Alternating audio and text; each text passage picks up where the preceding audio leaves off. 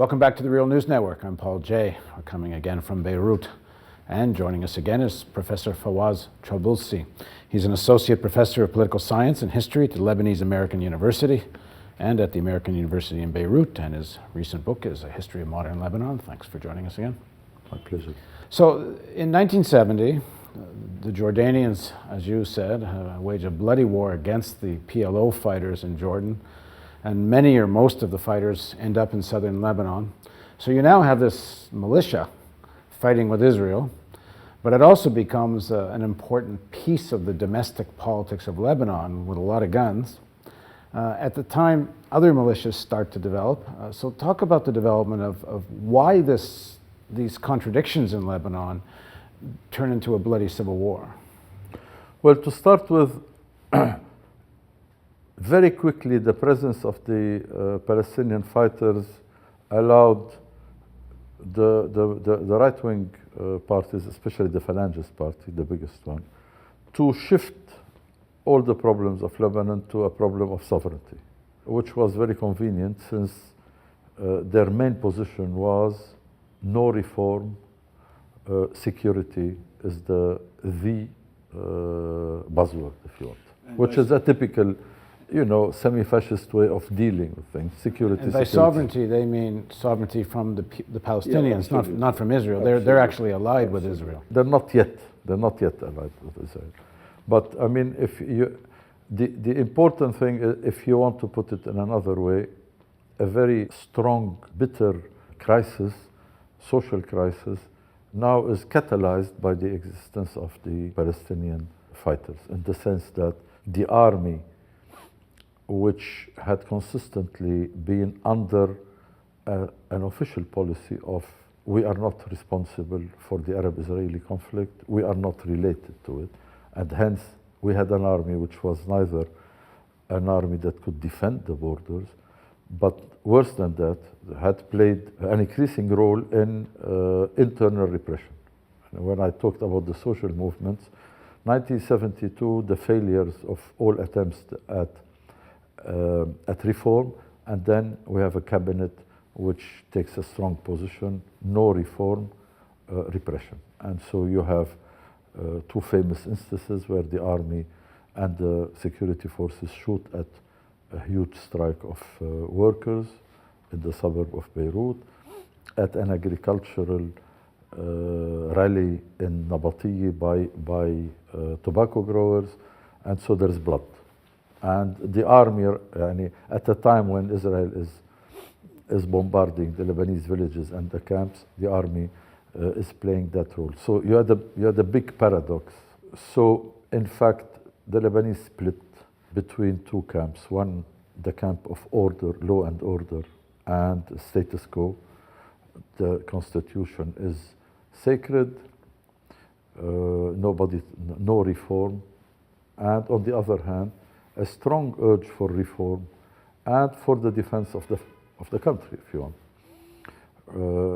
This is the split that will lead quickly to the creation of the Phalangist militias, which would start 72, under the pretext that the army is being neutralized, it's not performing its role in repressing either social movements or in disarming the Palestinian commandos.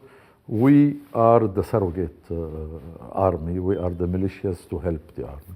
Of course, that would lead to the first clashes between the Lebanese army and the Palestinian commandos, which will lead the left to start arming themselves. What year are we talking now?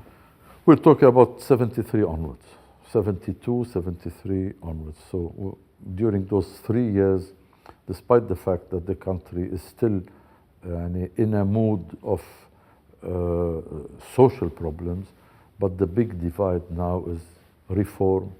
The left proposes a democratic regime, secular, and the abolition of the sectarian system, one man, one vote, equality between the Lebanese, what have you, civil marriage. That was the vision of the left, and the defense and the role of the army in the defense of the of the country, because the army under the political leadership, and I must remind that the President of the Republic at that time had full constitutional powers. He was the head of the executive, he was the commander-in-chief of the army, he formed a cabinet and dismisses it, and he was unaccountable for his actions. So we're talking about a constitution which gave the Maronite president full powers, and those were exercised.